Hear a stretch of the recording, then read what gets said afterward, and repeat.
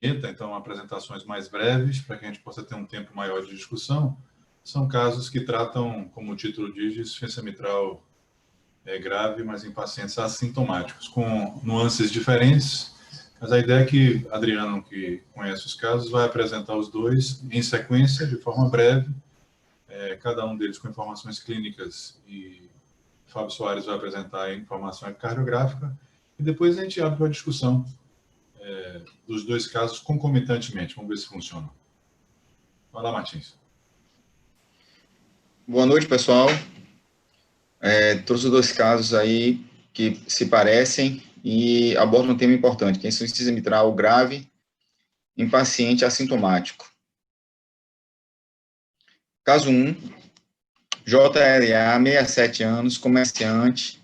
Ele mora aqui em Salvador, mas fica parte fora nos Estados Unidos e parte aqui em Salvador.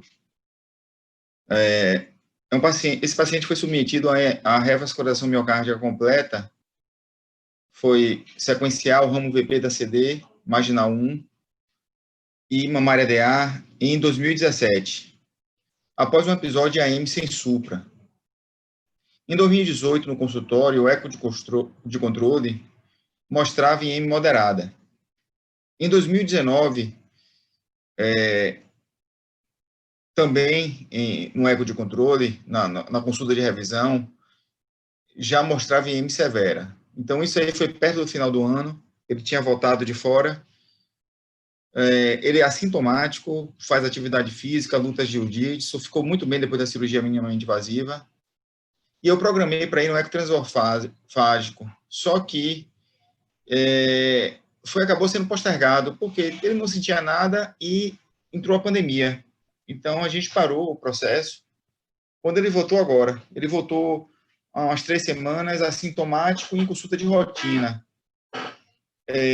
Nessa avaliação, eu pedi um eco transesofágico, um eco normal, um eco transtorácico, uma ecospirometria, que confirmou insuficiência severa com boa capacidade funcional. Aqui eu trago um Holter, que também ele fez, mostrando que o ritmo é sinusal. Ele tem uma taquicardia atrial paroxística não sustentada, mas nada demais no Holter. E também trouxe um teste cardiopulmonar, uma espirometria, que mostrou um VO2 com 125% da capacidade prevista para a idade dele. E sem nenhuma alteração isquêmica, bem tranquilo. Bom, esse é o primeiro caso. E vou apresentar o segundo caso. Vai mostrar o eco do paciente, não? Quer mostrar o eco agora? É bom. Aqui é o resumo do eco. Viu? Fábio Soares vai mostrar o eco. Mas eu trouxe o laudo aqui, mostrando assim, os pontos principais que eu acho. Aqui o ato esquerdo é bem aumentado, né? O volume de 72 ml por metro quadrado. A função ventricular está preservada, 71%, e o diâmetro sistólico final de 36 milímetros. Esses parâmetros que eu estou chamando a atenção aqui são decisivos para a conduta terapêutica. Outro dado interessante também é a pressão da artéria sistólica da artéria pulmonar, que é de 43. Então, ele confirma a insuficiência mitral, o ato esquerdo aumentado de grau grave, o ventrículo esquerdo aumentado de grau leve. Basicamente isso aí. Aí Fábio vai apresentar o eco que ele fez transesofágico colorido. Cancele o compartilhamento aí, Adriano, para eu poder compartilhar aqui a do eco, por favor. Pronto. Exato.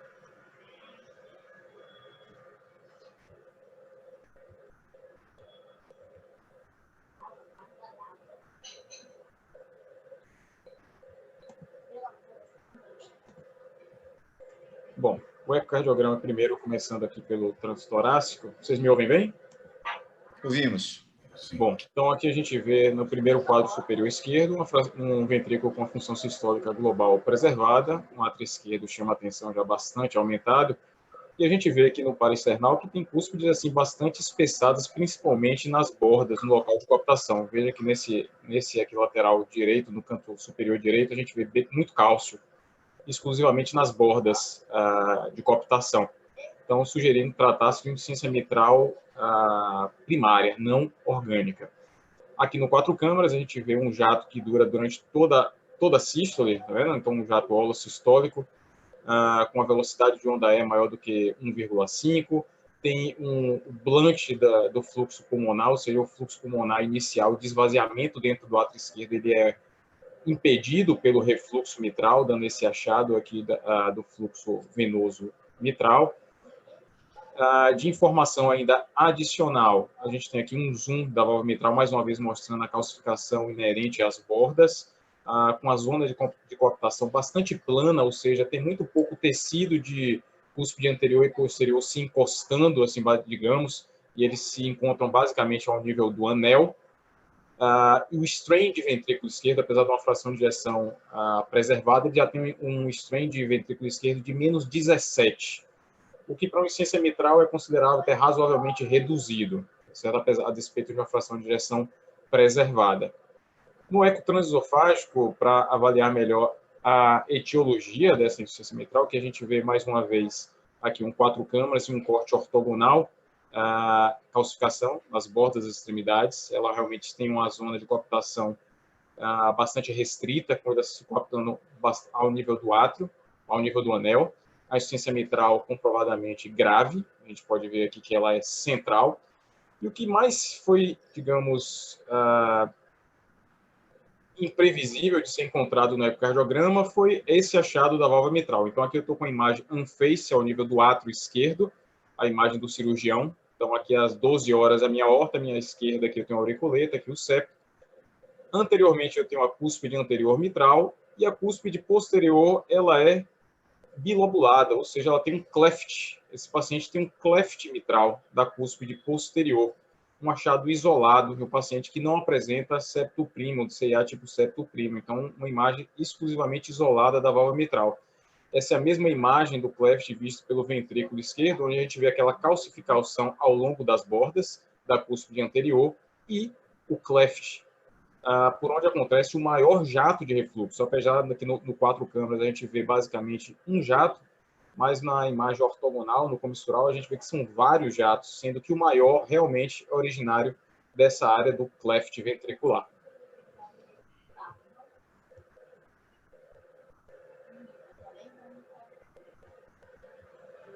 Opa, não estou conseguindo retornar aqui.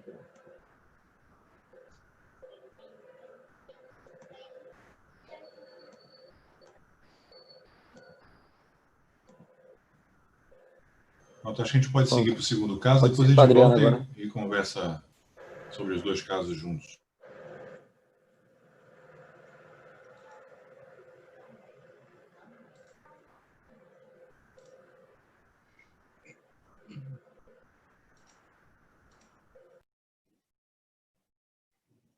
Caso 2. Estão ouvindo? Ouvindo. Pronto. Caso 2. RBSL, 38 anos, juiz, natural de Salvador, procedente de Roraima.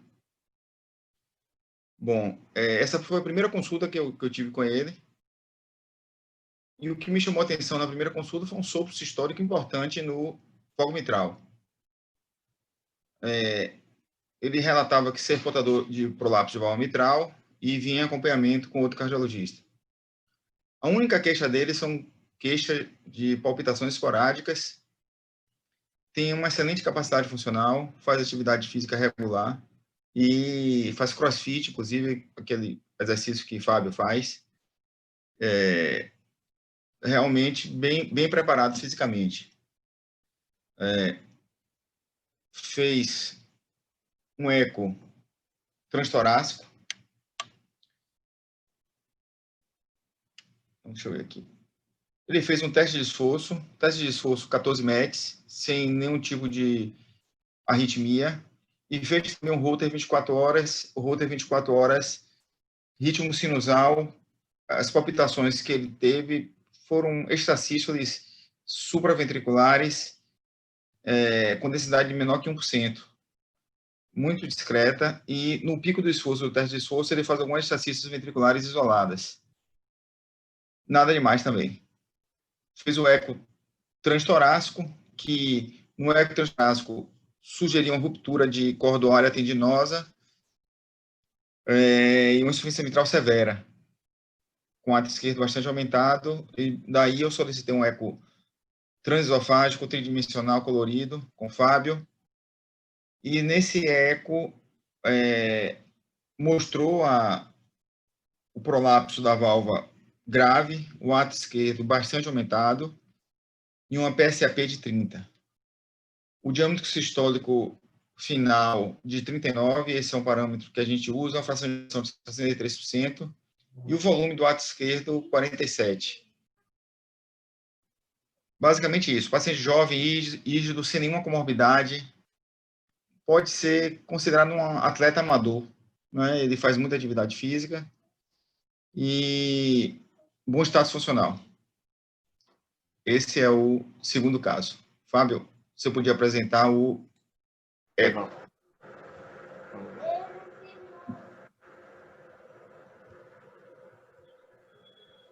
Então, o eco deste paciente.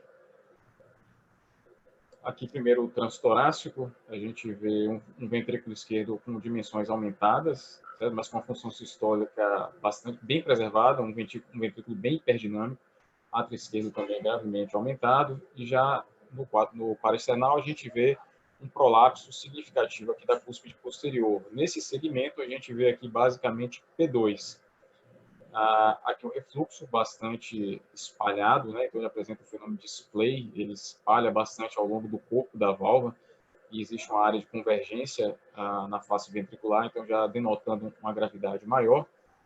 Aqui no apical 3 câmaras, onde existe a suspeita e a possibilidade de uma ruptura de uma corda, no entanto, algo chama a atenção para que talvez não seja uma ruptura, mas talvez uma corda muito alongada, é que a concavidade da cúspide posterior ela permanece ainda sempre voltada para o ventrículo esquerdo. Toda vez que a gente tem uma ruptura de uma corda primária que determina um fleio muito significativo, ela verte para o átrio esquerdo e perde essa concavidade. Então, talvez aqui pelo transtorácico houvesse a suspeita de que pudesse haver uma ruptura, mas talvez só o transesofágico para garantir. Mais uma vez, aqui a imagem no 4 câmaras, mostrando um ventrículo com a função sistólica preservada, o átrio esquerdo bastante aumentado, câmeras direitas normais, e aqui o refluxo bastante espalhado dentro do ventrículo, ele bem excêntrico. Ao transesofágico, essas são as imagens que... São as imagens aqui num 4 câmaras, a gente vê aquilo que a gente confirma, a concavidade permanece ainda realmente voltada para o ventrículo esquerdo, então possivelmente a gente não deve ter uma ruptura de uma corda primária, isso não foi identificado. Aqui no 3 câmaras, no desvio de saída, a gente vê bem que a cúspide continua voltada para o ventrículo esquerdo, existe algo que realmente ainda prende ao ventrículo esquerdo, então não existe uma corda, mas existe uma grande falha de coaptação a esse nível, que é por onde acontece o refluxo grave. Veja que é um refluxo bastante excêntrico que escorre pela face anterior do átrio esquerdo em direção à aorta. Mais uma vez aqui a imagem em face, ou seja, a visão do cirurgião. Aqui embaixo a cúspide posterior, aqui em cima a cúspide anterior, aqui a aorta. A imagem que prolapsa, essa imagem que a gente vê aqui no 2D e que é referida no 3D, é exatamente esse segmento P2 e parte do P1. E quando a gente roda essa imagem para olhar agora de frente, ou seja, eu estou olhando da aorta para a cúspide posterior, para a gente ter uma maior noção de espaço, a gente percebe que a área prolapsante é mais de P1 e de P2, e que a cúspide anterior ela também prolapsa em relação ao átrio esquerdo. Mas veja que a cúspide anterior ela não tem doença, ela parece se prolapsar por não haver um encontro da cúspide posterior. Então, ela não é espessada, ela não tem degeneração mixomatosa, possivelmente é a ausência da coaptação que leva a esse prolapso relativo. Aqui, mais uma vez, a imagem para mostrar a área do orifício regurgitante efetivo. Veja que por toda essa área que prolapsa, o refluxo acontece todo por esse sítio aqui. Como dados adicionais, esse paciente ele apresenta, que é uma coisa que cada vez mais a gente vem identificando em pacientes portadores de prolapso, que é a disjunção anulomitral, ou seja, ele tem a implantação da cúspide posterior acima do anel mitral. Veja que isso aqui é tecido atrial e o anel mitral estaria aqui. Esse paciente tem uma cúspide posterior inserida no tecido atrial. mais uma vez, aqui, o anel mitral está aqui embaixo, onde está inserida aqui a cúspide anterior, a posterior está acima do anel. Essa é a reconstrução tridimensional, onde a gente vê um orifício regurgitante efetivo bastante significativo. Os dados do anel mitral não são gravemente aumentados, ele tem um diâmetro de 36 por 42, 36 milímetros anterolateral e posteromedial e anteroposterior de 42 milímetros, e também já apresenta um strain longitudinal relativamente reduzido para uma valvopatia regurgitante, de menos 17%.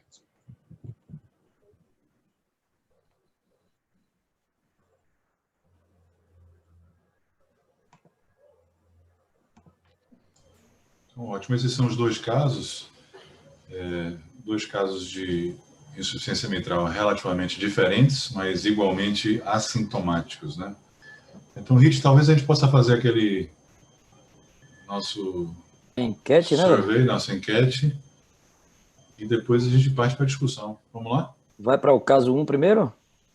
Então, separado, né? Um de cada vez. Enquete no ar aí. Então, em relação ao primeiro caso, qual o seu grau de certeza em indicar uma intervenção cirúrgica? Na escala de 1 a 5, sendo 1 não indicaria e 5 indicaria com certeza.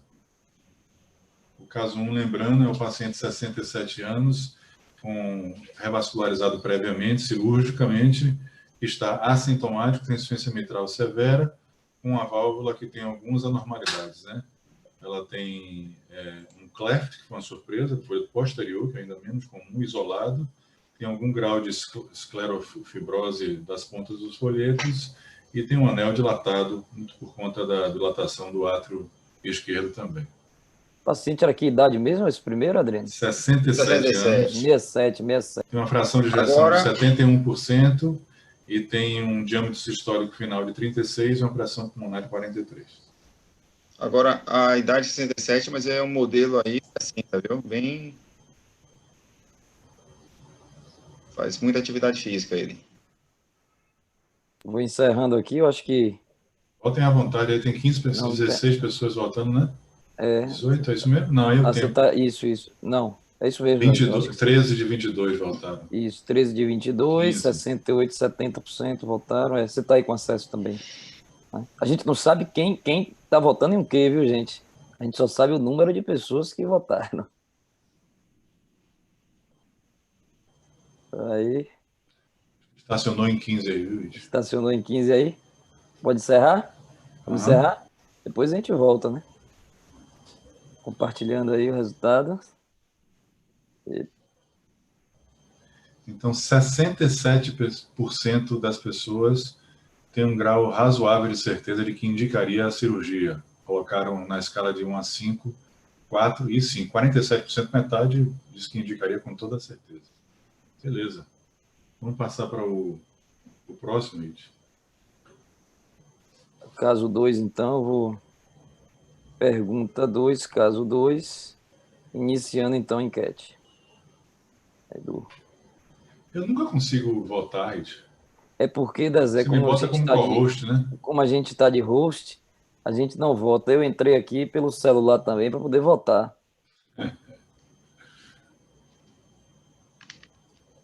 Então, o segundo caso, mais frescamente de vocês, um paciente mais jovem, também assintomático, com uma insuficiência mitral de grau severa, associada à doença mixomatosa com prolapso predominante e grave do folheto posterior, 2 segmentos do folheto posterior, que tem uma fração de ejeção de 63%, um diâmetro sistólico final de 39 milímetros, com átrio aumentado, pressão pulmonar normal.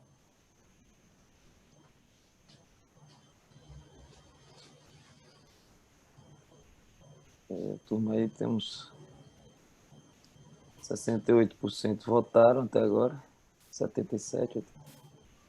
A turma está gostando de votar mais nesse aqui, viu? Nesse como? Nesse caso aqui tem mais gente votando.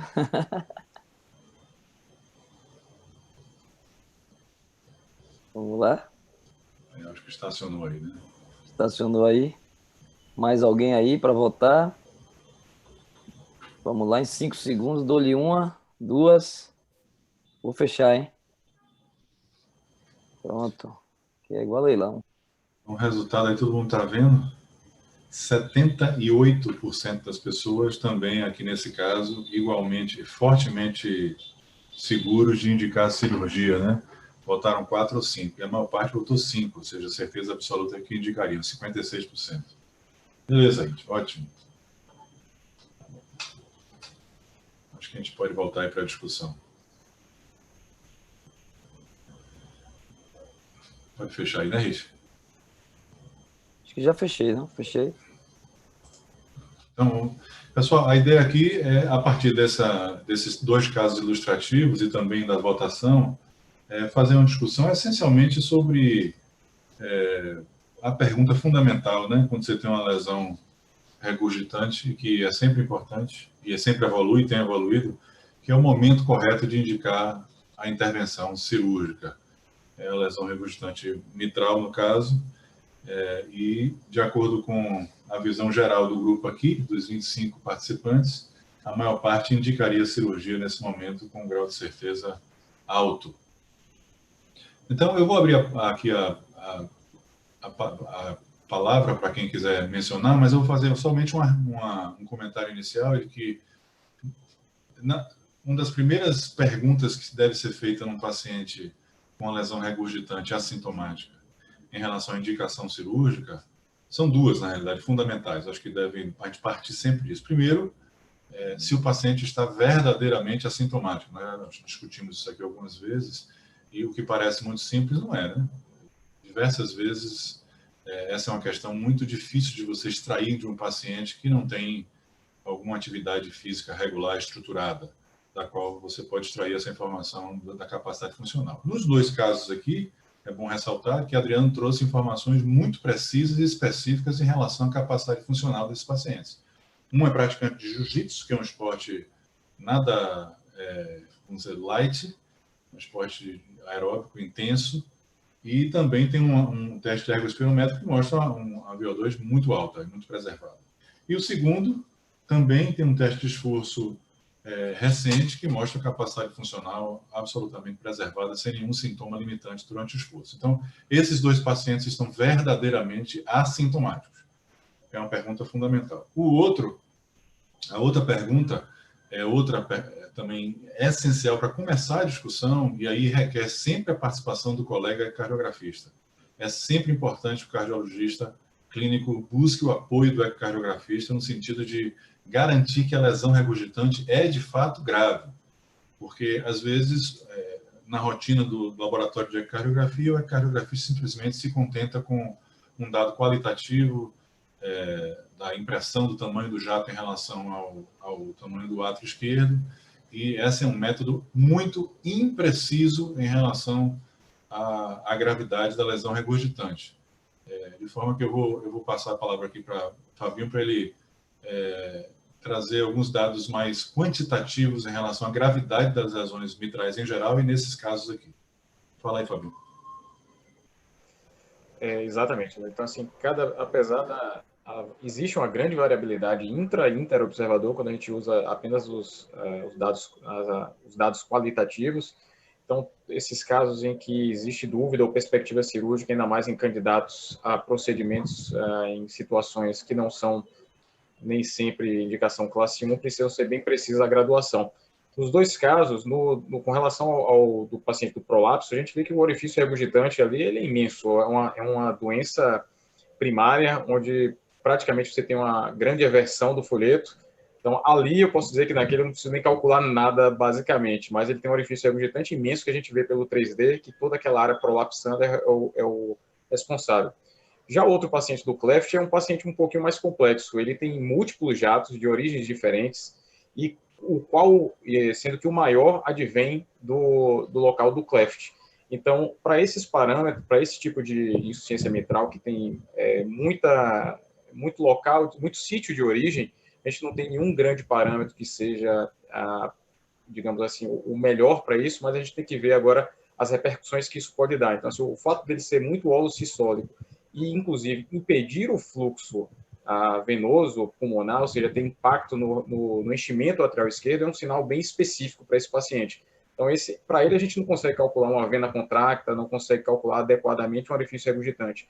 Mas esses outros parâmetros é possível a gente fornecer. E esse paciente apresentava realmente tudo isso. Um jato holossistólico, vários jatos holossistóricos e um blunt do fluxo pulmonar, venoso pulmonar. Beleza. Então, a mensagem aqui fundamental é busquem e apertem seu ecocardiografista de preferência, porque são vocês que estão indicando a cirurgia, são vocês que são responsáveis pelas consequências. Você não quer mandar ninguém para a cirurgia com insuficiência mitral moderada. Então, é importante trazer o ecocardiografista para a discussão mesmo e, de preferência, fazer uma graduação quantitativa dessa lesão. Então, bom, garantindo que o paciente está, de fato, assintomático e que a lesão é grave, aí você precisa usar hoje diversos recursos para definir a indicação cirúrgica. Então, eu queria abrir a discussão e convocar alguém que votou 5 nessa escala de certeza a respeito do caso 1 e dizer para a gente por que tanta certeza, o que é que esses pacientes têm de clínico ecocardiográfico e dado clínico ecocardiográfico que trouxe essa certeza toda. Qualquer um pode se manifestar à vontade. Como sempre, ressaltando aqui, nós estamos entre colegas, o proposta aqui é uma discussão acadêmica, não há nenhuma razão para desconfiar que vai ser julgado ou de qualquer forma retaliado, não há nenhuma intenção disso, podem ficar à vontade até porque esse é um caso, são discussões sempre controversas, não há um caminho só a seguir, não.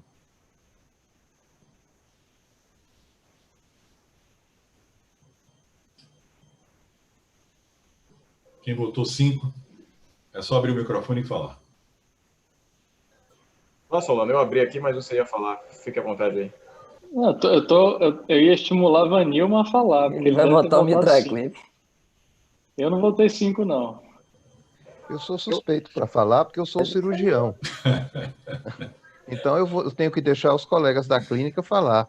É a gente que faz a terapêutica final tem que ficar observando a indicação. E quando chega a indicação, a gente é favorável ou não de acordo com aquilo que foi visto.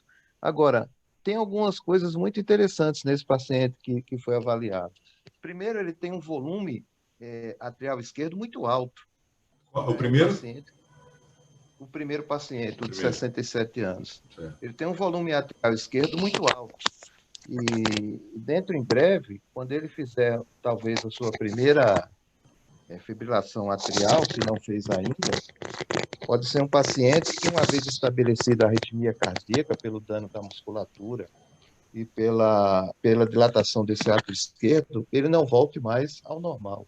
Segundo, as publicações de colega ecocardiografista do FAB, Dr. Maurício Henrique Sarano, e do Dr. Rakesh Shuri, eles mostram coisas muito interessantes. Quando o orifício de regurgitação é maior, 40 milímetros quadrados, o dano que esse paciente vai ter ao longo dos anos é muito maior. E quando a gente analisa esses pacientes que são, digamos assim, conduzidos clinicamente, eles têm muito maior volume de eventos adversos, como arritmia cardíaca, morte de causa cardíaca. E isso compromete a existência do paciente e a sua longevidade de vida. Isso é uma coisa muito importante. Algumas coisas batem na trave, porque, por exemplo, o volume sistólico final dele não chega a 45, se eu não me engano, é abaixo de 40 ainda. E a pressão de tronco de pulmonar também não é acima de 50. Me corrija o Soares aí se eu estiver equivocado. Mas, diante de um volume atrial esquerdo tão grande, num paciente com a idade de 60 anos de idade, e já com um afastamento de coaptação do folheto anterior com o posterior, é até uma válvula que, como a regurgitação maior é pelo cleft mitral, a gente fica até animado, porque se você fecha o cleft, não existe uma projeção dos folhetos tão grande, e você, através de um anel de contenção, projeta o folheto anterior sobre o folheto posterior, a chance, inclusive, de uma plastia para esse paciente não é baixa, não. Eu acho que é acima de 60% de você ter uma plastia eficiente nesse paciente. O Vanilma tocou em vários pontos aqui importantes, né? Solano, você ia falar? Vai lá. Não, eu concordo com o que Nilma falou, né? E aí pergunto, será que vale a pena a gente deixar esse paciente realmente aumentar o volume sistólico final do VR? Né? Será que quando ele aumentar para aqueles pontos de corte que são recomendados em diretrizes, né, para pacientes assintomáticos, será que ele já não pode estar passando do ponto? Esse paciente tem uma dilatação de câmaras importantes, né? Ele tem hipertensão pulmonar leve em repouso, né? Tá certo que é idoso pode ter por disfunção diastólica, mas ele tem uma insuficiência mitral, como o Fabinho mostrou, bem importante, né? Átrio esquerdo muito aumentado. Eu confesso assim que eu só não votei 5 porque eu ficaria com um pingo de dúvida aí, porque seria uma reoperação, né? Então seria um paciente mamária patente, né? Num paciente que já foi submetido a uma cirurgia prévia. Eu não sei exatamente como é que seria o risco de uma nova cirurgia para esse paciente, e o paciente é assintomático, supondo que ele realmente seja, né, assintomático. Eu também eu voltei ali número 4, pensando nessa nuance, a nuance de ser uma segunda cirurgia, de ser um paciente de 67 anos. Agora Adriano trouxe essa ideia de que ele é uns 67 anos, mas com uma idade biológica muito menor, então isso já me colocaria mais tendencioso realmente a indicar mesmo no assintomático, mas a estratégia da cirurgia eu acho que vai ter que ser bem discutido e como o Vanilma colocou, por ele já ter uma cirurgia prévia, ele já ter uma mamária ali, a esternotomia, lógico, seria muito mais complicado, um fator, e aí a técnica minimamente invasiva pode ganhar, com certeza que já ganha, e ganharia aí muito mais uma aplicabilidade per si. Nesse tipo de paciente, que nós temos feito com uma certa rotina, nos pacientes que têm cirurgia prévia, mesmo de válvula mitral, que vão para a reoperação, nós temos feito todos por técnica minimamente invasiva. E isso garante uma segurança muito grande, porque você entra por uma região que não foi tocada, você tem a abertura do átrio esquerdo de forma adequada, sem nenhuma limitação de visibilização do alvo cirúrgico, e você consegue efetuar o tratamento de forma muito segura. Então, nós temos, inclusive, na nossa instituição, pacientes que foi submetido à terceira cirurgia cardíaca, e a terceira dele foi por técnica minimamente invasiva. 2 trocas mitrais anteriores, e a terceira foi feita por técnica minimamente invasiva.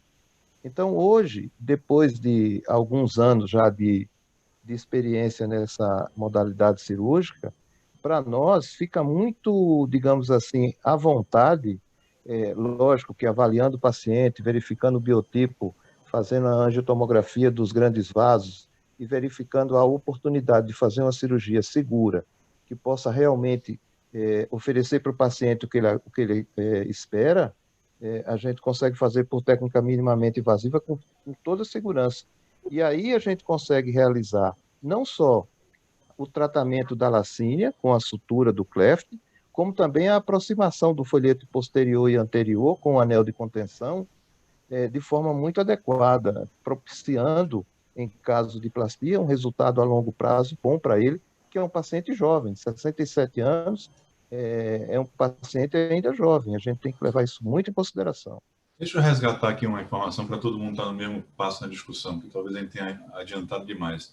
O momento ideal na cirurgia mitral, já descrito nas diretrizes há muito tempo, é o momento em que você documenta um risco de disfunção sistólica contrátil irreversível, medido aqui pelo grau de sobrecarga e compensação através da fração de ejeção e do diâmetro sistólico final, que é maior do que o risco da cirurgia, da intervenção.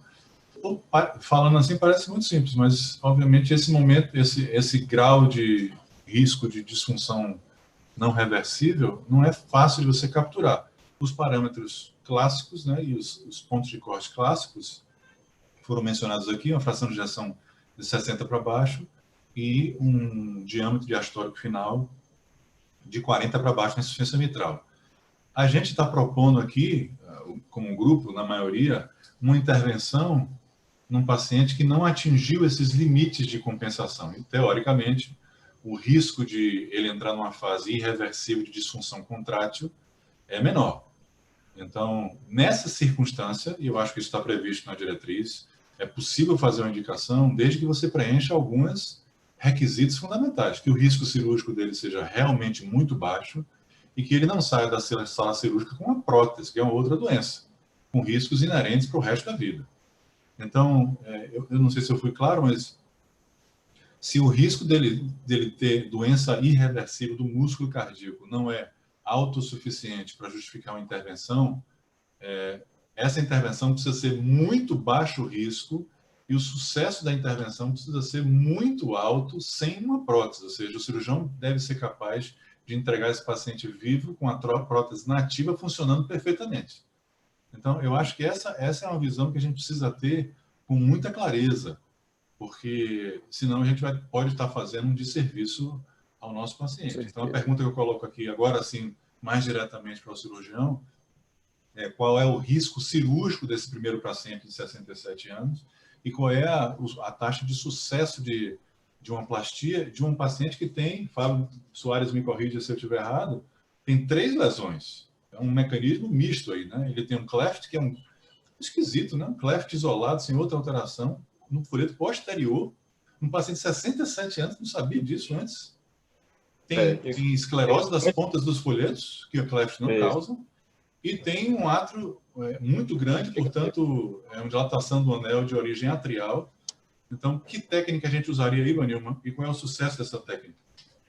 Deixa eu só apimentar um pouquinho aqui, Vazé, já que você falou a respeito disso, desses parâmetros tradicionais, e que, apesar de a gente botar muita carga em cima da fração de ejeção, que é digamos, um parâmetro bastante razoavelmente falho, e que a gente pode até, antes disso, o paciente perder a função ventricular, esse paciente ainda já tem um strain reduzido. Eu sei que não está ainda necessariamente em diretriz, mas se a gente está procurando uma lesão subclínica, ou até de mostrar que existe algum grau de disfunção ventricular, ele já tem. Para uma lesão regurgitante, um strain de menos 16,1, acho que o dele já é suficientemente baixo. Então, para a gente imaginar que já existe algum grau de sofrimento ventricular. E com relação à válvula, realmente, eu imagino, eu não sei, eu conheci esse paciente em 2017, quando eu fiz o primeiro eco dele ambulatorial vindo de Adriano, que só tinha essa calcificação de extremidades e tinha insuficiência mitral moderada, e o átrio já era grande, mas não desse tamanho. Eu imagino que ao longo do tempo o cleft se manteve compensado, ele tem uma doença realmente fibrocalcífica da válvula, e o cleft e o anel mitral foram aumentando progressivamente, e um foi retroalimentando o outro, e hoje eles são culpados por tudo. É a única maneira que eu consigo identificar o motivo dessa insuficiência mitral com cleft hoje em dia. Porque não faz sentido uma doença congênita ele manifestar exclusivamente agora. No entanto, com o eco 3D, cada vez mais frequentemente a gente vem encontrando não cleft, mas indentações suficientemente parecidas e às vezes com válvula competente. Certo? Então, isso tem sido encontrado. A palavra de agora. Esse é um ponto fundamental mesmo. Eu vou só fortalecer um pouquinho esse ponto, porque não dá para matematizar essas indicações, né?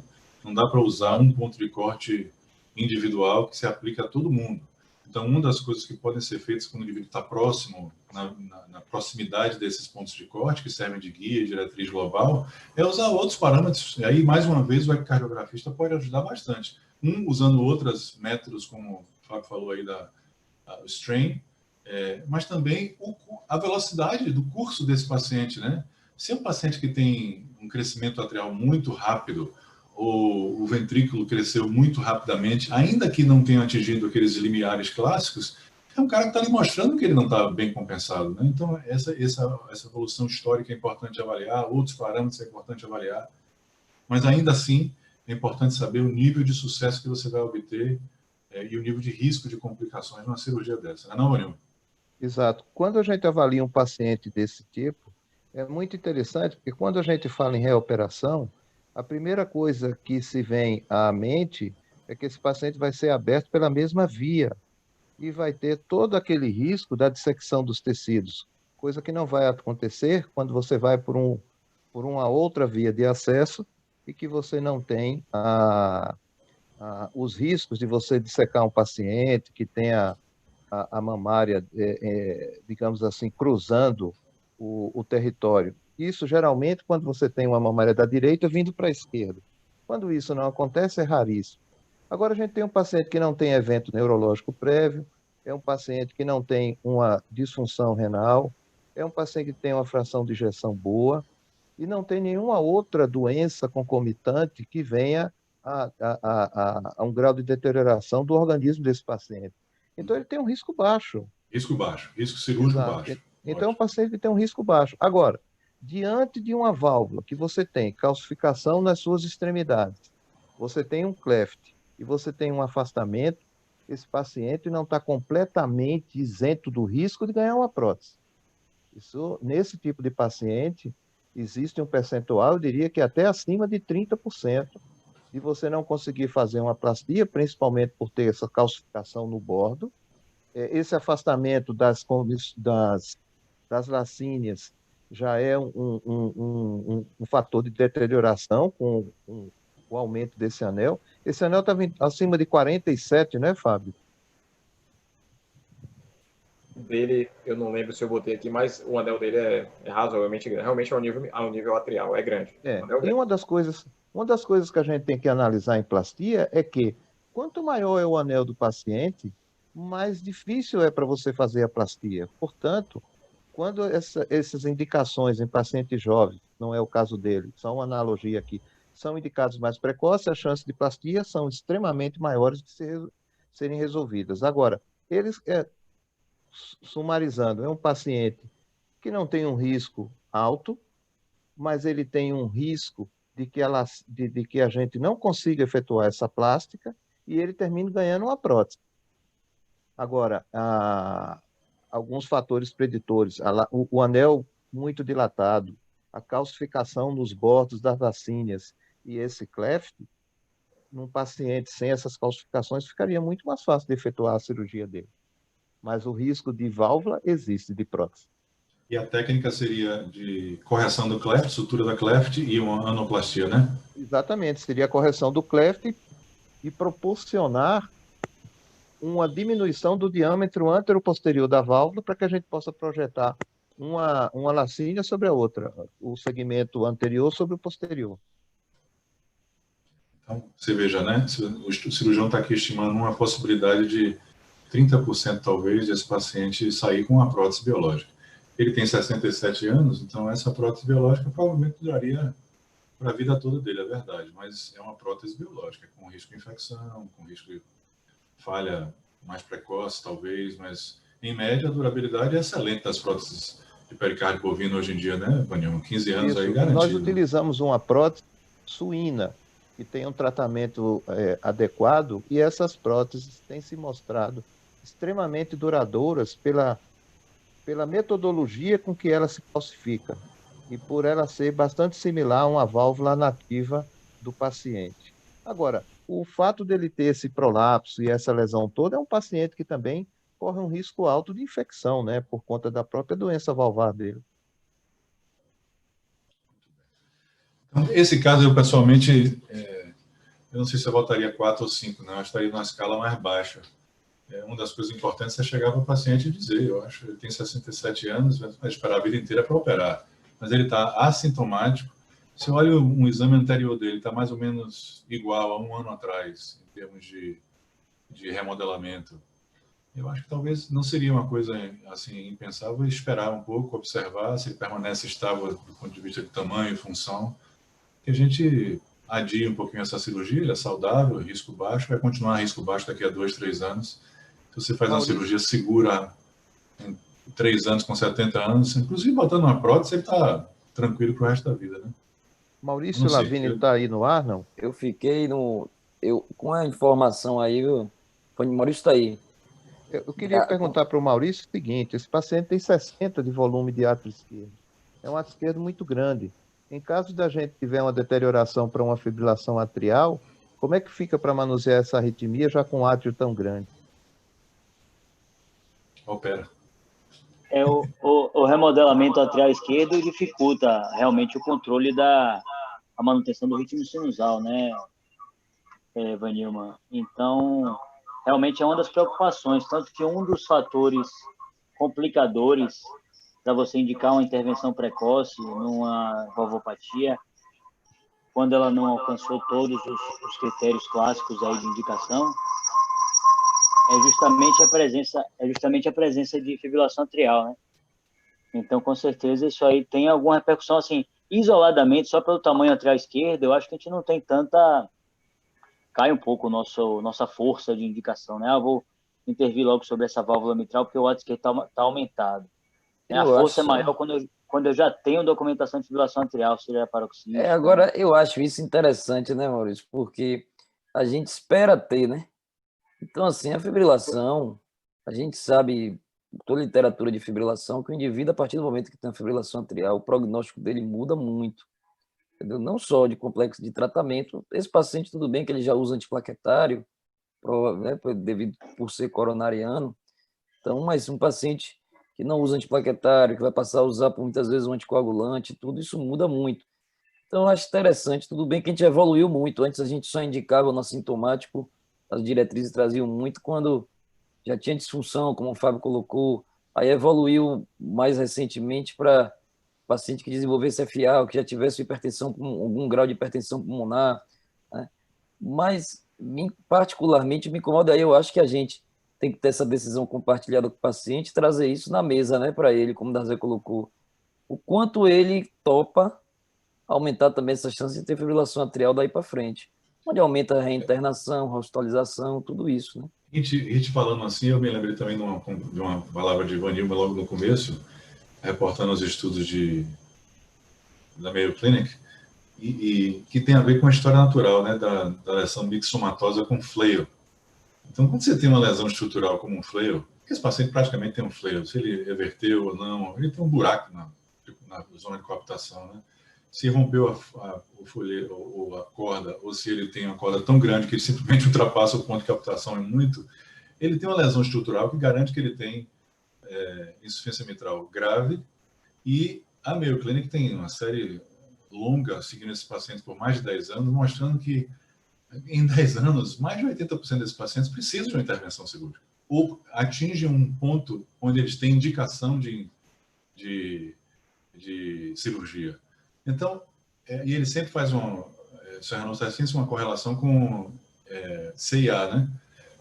Se a CIA tem sinais de sobrecarga, você não espera o paciente remodelar o ventrículo direito enorme para operar. Você sabe que esses caras vão precisar ser operados em algum momento. Então, na história natural, se a lesão for flail, a doença mixomatosa, com insuficiência mitral grave, paciente de baixo risco, com a altíssima probabilidade de reparo bem-sucedido, de plastia bem-sucedida, o argumento dele é: por que você vai operar? Por que você vai correr o risco dele entrar em fibrilação atrial? Por que você vai correr o risco de você ultrapassar o limite de reversibilidade com base num número de diâmetro diastólico? Então, para flail, você tem uma história natural muito previsível, é verdade. Agora, esse paciente aqui, quem está discutindo mais ativamente, esse cara tem... A gente não sabe a evolução natural desse paciente. Quem sabe se ele, daqui a 10 anos, ele está do mesmo jeito que ele está agora? Eu não sei, ele tem um cleft, tem fibroesclerose da válvula, ele tem um átrio grande e um anel dilatado. Qual é a história natural disso? É progressiva? Ou é uma história de estabilidade? Ou é uma história de progressão ao longo de 30 anos? A gente não sabe exatamente. Então, nesse caso, é um pouquinho mais difícil, eu acho. Por isso que eu sou um pouquinho mais hesitante em indicar a cirurgia precoce antes de atingir os limiares tradicionais. O que é muito diferente do outro caso. Aí, quando a gente passar mais para o outro caso, talvez seja o momento da gente passar, eu teria uma indicação mais liberal. Há 3 anos não era assim, né? O eco desse paciente 1 não era assim, há 3 anos. Não era isso que eu ia perguntar. Né? Oi? Não era nem severa a insuficiência mitral, né? Não era nem severa. Era moderada, né? Exatamente, o átrio era mais e os diâmetros eram menores, né? O átrio, eu acho que era menor. Eu não lembro o valor, não, mas era menor. Era menor, com certeza. Outra coisa aí é que eu não sei, Adriano, já tem alguma análise das coronárias dele no momento atual, que cirurgia que tem algum angiotoma, algo de coronária dele? Não, repare só, clinicamente eu estou fazendo exames não invasivos dele, né? Ele não manifesta sintoma em absolutamente nada. A espirometria tranquila, teste de esforço tranquilo, então eu não vi necessidade de caminhar nesse sentido. Só na véspera de cirurgia mesmo. Quanto ao risco de anticoagulação ou fibrilação atrial, acho que esse risco já está posto. Ele está com um átrio gigante. Eu acho que isso, independente de trocar a válvula ou não, ele já tem esse risco. Eu acho que o ponto crucial para mim aí é a questão do sucesso de fazer uma plastia. Na minha opinião, eu tive dúvida nesse caso justamente por conta disso. Eu acho que talvez esperar mais um pouco, né, ir acompanhando paulatinamente e ver também a questão dos enxertos dele, né, no futuro, porque ele tem uma aterosclerose coronariana muito importante. Suponha que precise reoperar a coronária, eu reoperaria as duas coisas, entendeu? Então, talvez a conduta expectante e acompanhando de perto a cada 6 meses seja uma boa opção. Mas já muda também, Nilma, porque se no futuro você tivesse que fazer uma ponte que degenerasse alguma coisa, aí a estratégia cirúrgica já poderia mudar, hein, Nilma? Mas hoje em dia é muito raro você ter uma deterioração, digamos assim, de um número de enxertos tal que necessite uma outra cirurgia. Outra ponte, né? Geralmente o número de enxertos que ocluem é muito pequeno, o tratamento é feito com intervenção, né? Entendi. É muito raro hoje você reoperar um doente que tenha que fazer cirurgia de coronária. Passando agora mais especificamente para o segundo caso, que também é um caso assintomático com insuficiência mitral grave, mas é um homem de 38 anos com doença mixomatosa clássica, né? E que tem prolapso predominantemente de 2 segmentos do folheto posterior. Então, em termos de sucesso de plastia, a Nilma me diga aí, mas é talvez o filé do filé para você sair da sala com uma plastia perfeita, né? Então, e além disso, esse paciente já tem, vamos dizer, alguns índices muito mais próximos daqueles limiares clássicos, né? Tem uma fração de ejeção de 63% e tem um diâmetro diastólico final de 39 milímetros, muito próximo do limiar de 40. Então, esse é um paciente que, pessoalmente, eu tenderia a indicar mais precocemente, eu botaria aí no 4 ou 5, realmente, porque eu conheço. A literatura mostra bem a evolução natural desses pacientes e o sucesso da plastia é muito mais bem estudado e muito mais previsível, né? Aí a gente cai diretamente naquelas publicações da Mayo Clinic, né? Porque você já tem o fleio do paciente e a projeção desse folheto posterior digamos assim, uma do que a gente mais avalia para prever o sucesso de uma plástica. E quando é um segmento P2 isolado, digamos assim, é muito mais tranquilo da gente fazer a plástica desses pacientes. Eu até, Dazé, se você me permitir, reservei um pequeno vídeo de minimamente invasiva com o tratamento de um paciente que é exatamente esse tipo de projeção. De um folheto P2, é um vídeo bem breve da nossa terapêutica aí hospitalar. Se a gente tiver oportunidade, para quem não viu minimamente invasiva ainda, é uma boa oportunidade. Joga o vídeo aí que a gente vai falando em cima do vídeo, né? Tá bom, então... A técnica, no caso desse, Panil, só para a gente entender também, ficar mais familiarizado com a técnica, ressecção quadrangular do segmento prolapsante do folheto posterior e anuloplastia. As novas publicações, elas não são muito favoráveis à ressecção quadrangular, porque você deforma o ânulus da válvula. Então, hoje o aforismo é respect, do not resect, ou seja, respeitar em vez de ressecar. E se ressecar, fazer uma ressecção triangular, para que a gente não interfira no diâmetro do anel valvar. Quem vai fazer essa forma harmônica de contenção é o anel que vai ser colocado depois. Então você decide o que fazer na hora, na realidade, quando você vê a válvula, né? Exatamente, mas quando a gente tem as imagens aí do Jorge Lucas, do Fábio Soares, a gente já tem uma projeção muito mais dinâmica. Só um parênteses, por que Jorge Lucas? Por que Jorge Lucas? Porque o Jorge Lucas foi um cineasta que promovia aquelas imagens de Guerra nas Estrelas, e as imagens que o Fábio faz são todas cibernéticas, né? Então, eu fiz a analogia aí do Jorge Lucas para ele, pelas imagens que ele tem conseguido para a gente fazer as plastias valvares. E tem sido uma parceria muito boa, porque a gente tem definido uns casos assim extremamente desafiadores aí para fazer as cirurgias. Bota aí o vídeo, enquanto a galera está Estava indo colocar o vídeo, aproveitar só fazer um adendo aqui, esse paciente também tem a hoje já tão falada da disjunção anulomitral, né? Que é um desses casos que também, apesar de hoje estar no Respect, Don't Resect, a indicação da anuloplastia também, justamente porque esses casos que têm disjunção anulomitral e que não é colocado o anel, eles tendem a recorrer no futuro. A falha Esse paciente, desses casos. desculpa.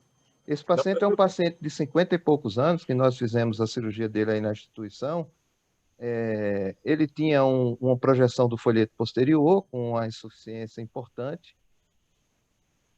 A técnica minimamente invasiva é caracterizada por canulação periférica, aí nós estamos canulando as artérias femorais e veia. É criado um porte de acesso e é colocado uma ótica pode ser de 10 ou de 5 milímetros. Quando o diafragma está projetado sobre o coração, a gente dá um pontinho nele, traciona esse diafragma para baixo, para que a gente tenha uma exposição adequada. E aí a gente abre o pericárdio e dispõe a válvula. Ali está o folheto P2, a gente já vê a deformidade dele. É uma válvula que é doente, ele é toda lobulada, é um cara que tem uma doença mixomatosa com essa projeção de P2. Foi feita uma ressecção triangular desse paciente, onde a gente não tocou no anel dele, a ressecção ele vai até próximo do anel, mas a gente não aborda o anel. Você vê que é um folheto extremamente doente, aumentado na sua dimensão, tem uma ruptura de uma corda, que a gente dá para ver ali bem visível.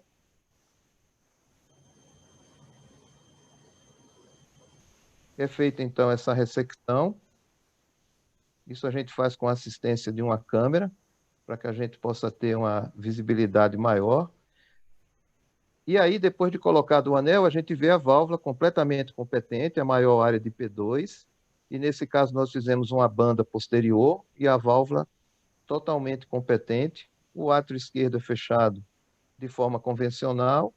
A área de coaptação é extremamente importante. Quanto maior essa área de coaptação, quanto mais próximo de 10 milímetros, melhor é o prognóstico ao longo dos anos. E a grande maioria desses pacientes chega a 10, 15, até 20 anos sem outras intervenções. Essa aí é a incisão e a realização desse procedimento. Como é que eu saio aqui? Quer deixar de compartilhar, João? Pronto.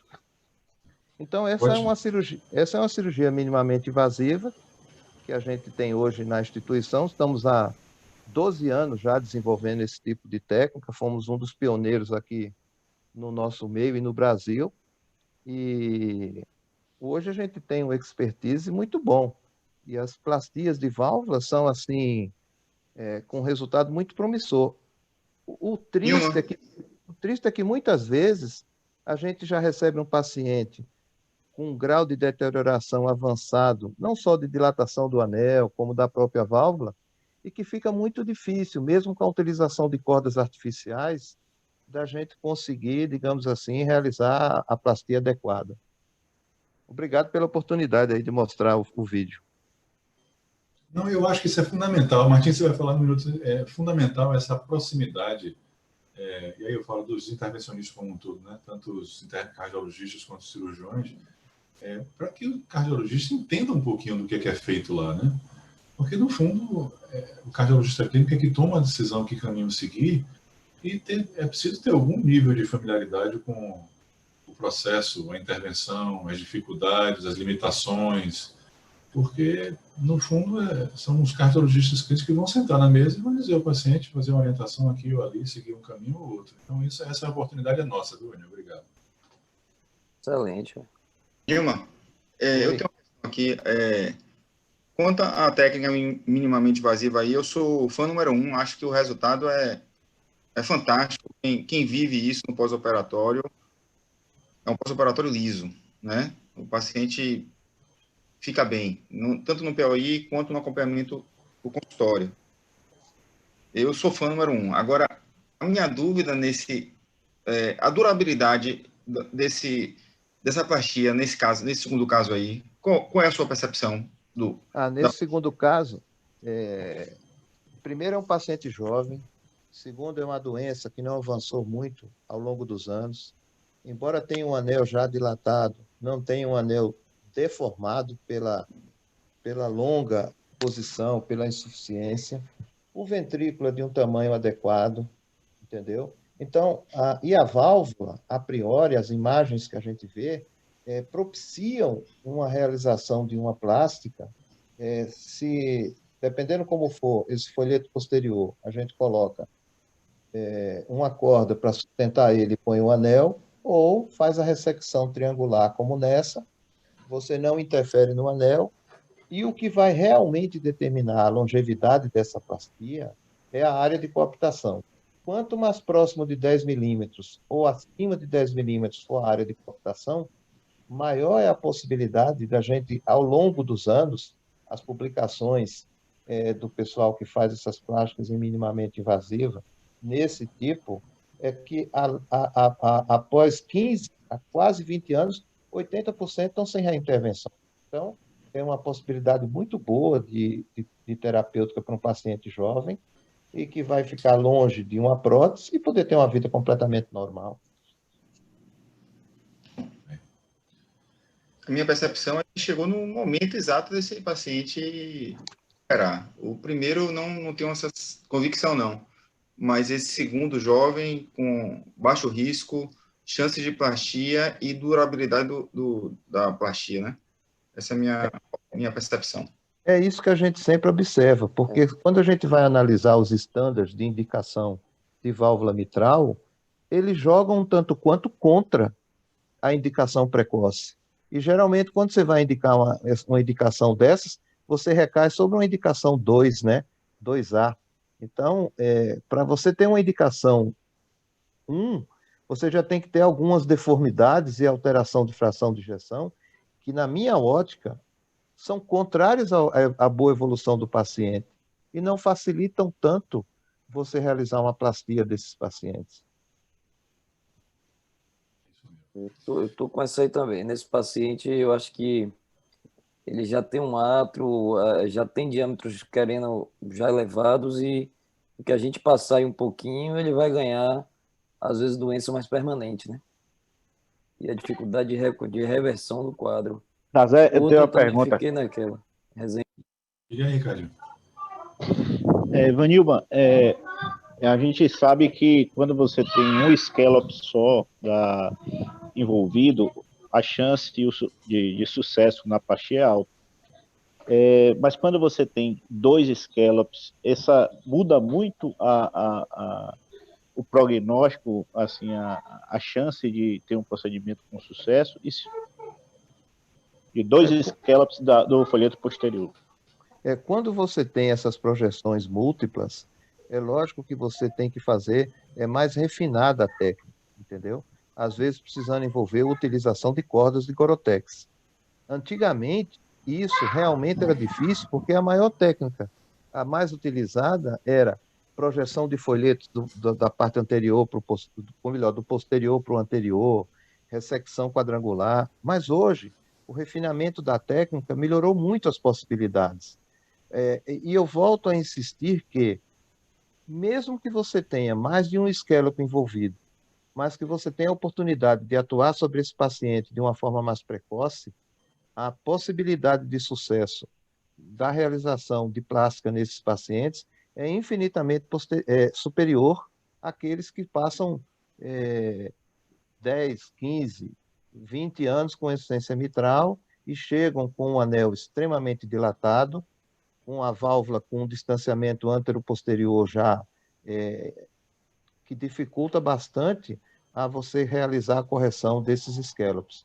Aí é exatamente isso. E as novas técnicas, com a utilização dessas cordas, volto a insistir, elas propiciam uma resolução muito mais aperfeiçoada, mais refinada do tratamento desses pacientes. Muito bem. Rich, talvez a gente possa colocar de novo... Agora, não, eu queria só pedir a Fabinho para botar de novo as imagens do paciente que tem a disjunção do anel, que não é um conceito muito difundido, e talvez valha a pena essa indicação visual, né? Me corrija se eu estiver errado, Soares, mas disjunção, a estrutura fibrosa do anel posterior, ela desgarra um pouquinho da musculatura ventricular. E aí ela sobe um pouquinho para dentro do tecido atrial, e isso tem sido associado a um risco de prolapso arritmogênico maior. Eu não sei se isso tem implicação para a plastia, aí o Ivanildo pode dizer, mas é um achado morfológico interessante mesmo. Acho que nesse do meio mostra bem, né? Também mostra aí para a gente. Já vi.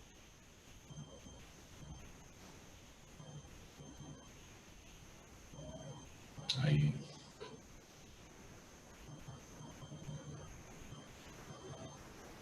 Esse é o segundo ou primeiro caso?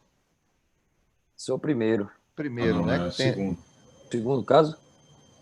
É o prolapso aqui. Aí é o prolapso, Esse é o segundo, né? Tá.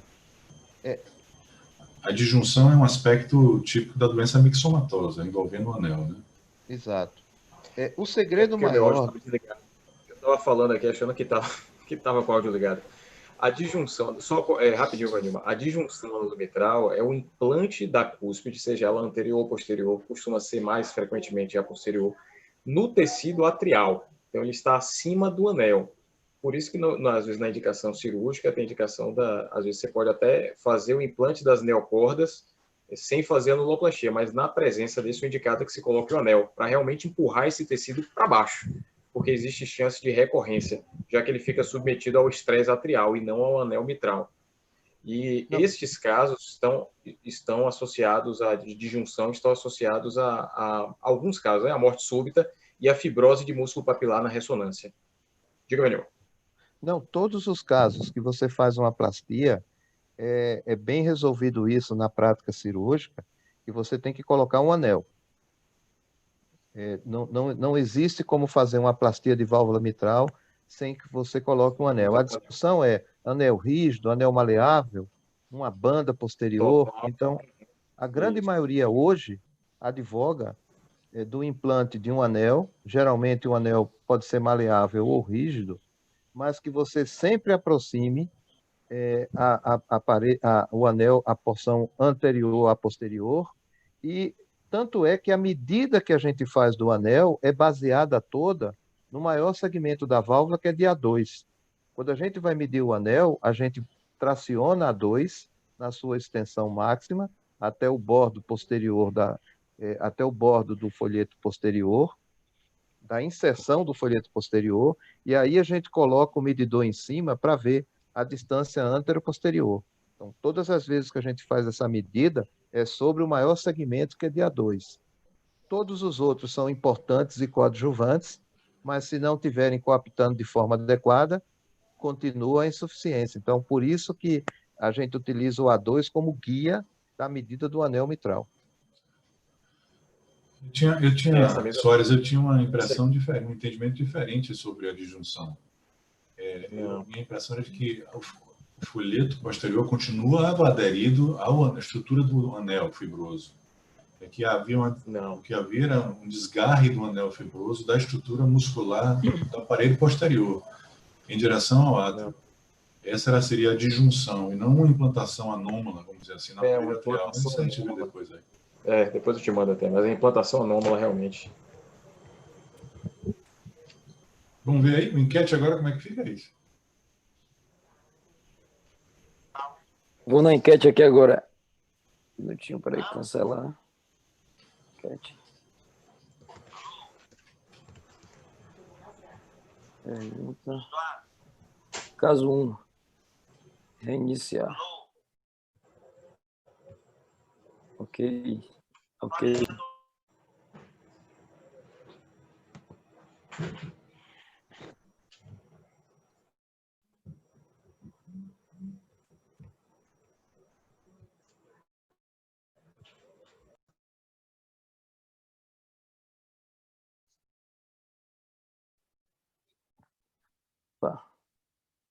Já aí, 64% votaram.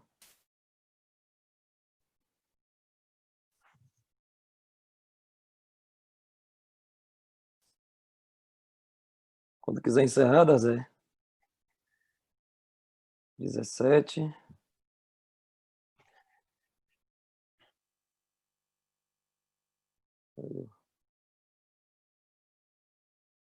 E Fabinho, tem que aprender a botar aquela música na votação aqui no Zoom, viu? Aí é com você, que é o DJ, pô.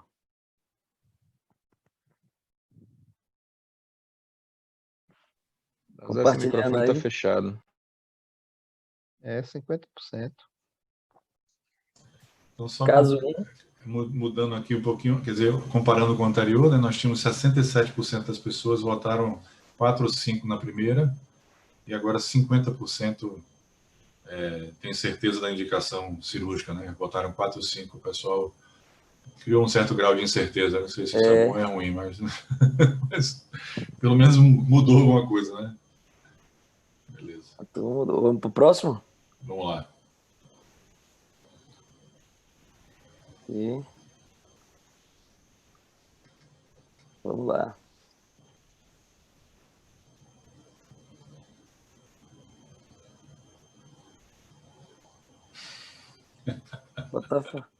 Pô, agora foi 100% aí todo mundo?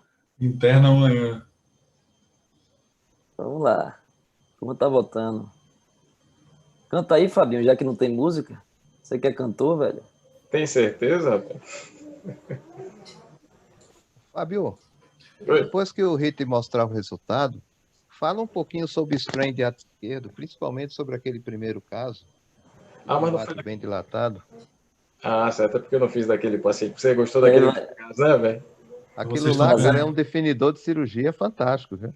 Vocês estão vendo aí o resultado, né? 100% das pessoas votaram pela cirurgia, com certeza. Então, mais uma vez, uma modulação das opiniões com base na discussão multidisciplinar, né?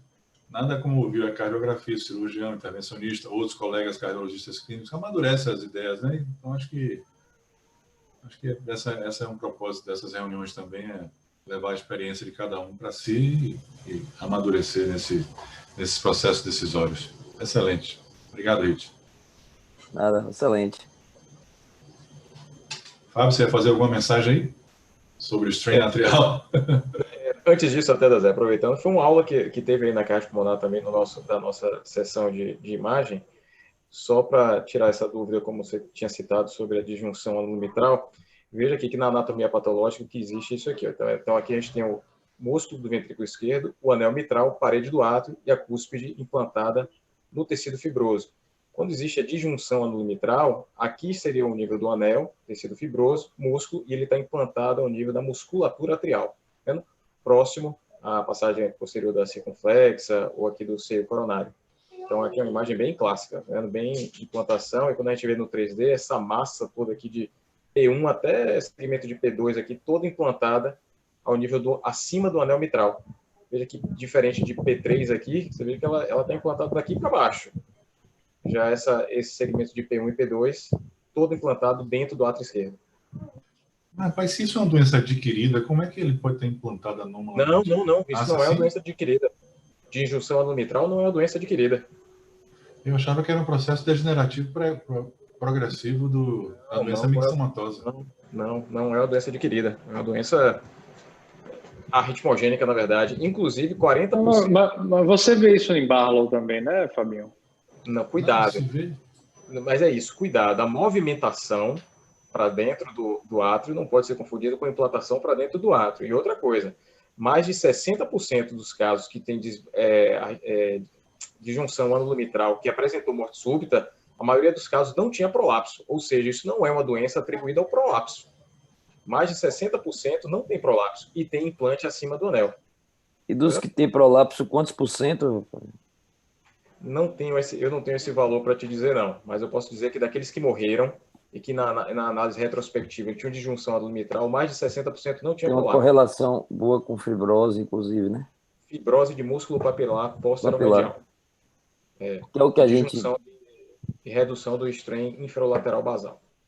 Fábio, e o diagnóstico sempre esofágico? Não. Todas as imagens foram... Dá para suspeitar pelo transtorácico, mas é isso, às vezes se confunde com a movimentação muito excessiva da cúspide posterior.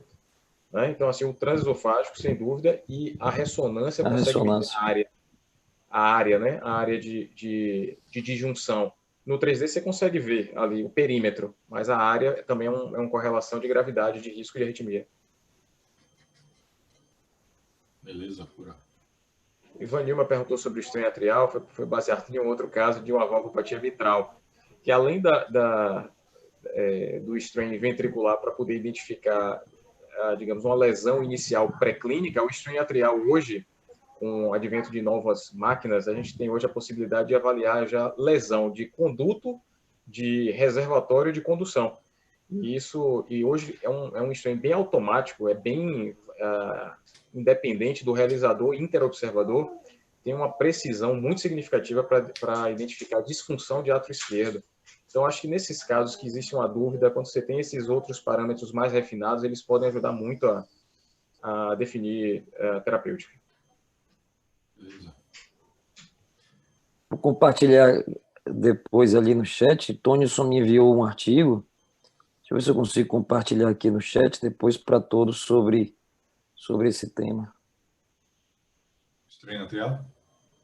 Não, sobre a disjunção anulomitral. Eu acho que eu não... Ótimo. Obrigado. Desde 2017, o JACC vem publicando insistentemente artigos de revisão em todos eles. JACC Intervention, JACC Imaging, o JACC convencional, vários sobre disjunção anulomitral. Não consegui... Beleza. Não consegui acessar aqui. Eu mando depois. Eu tenho eles aqui também, eu posso mandar depois. Eu ia jogar aqui no grupo aqui, mas não consegui. Tudo bem, pessoal. Nós estamos aí já quase 9 horas. Ótima discussão. Obrigado, Adriano, por trazer os casos, os debatedores, a presença de todos.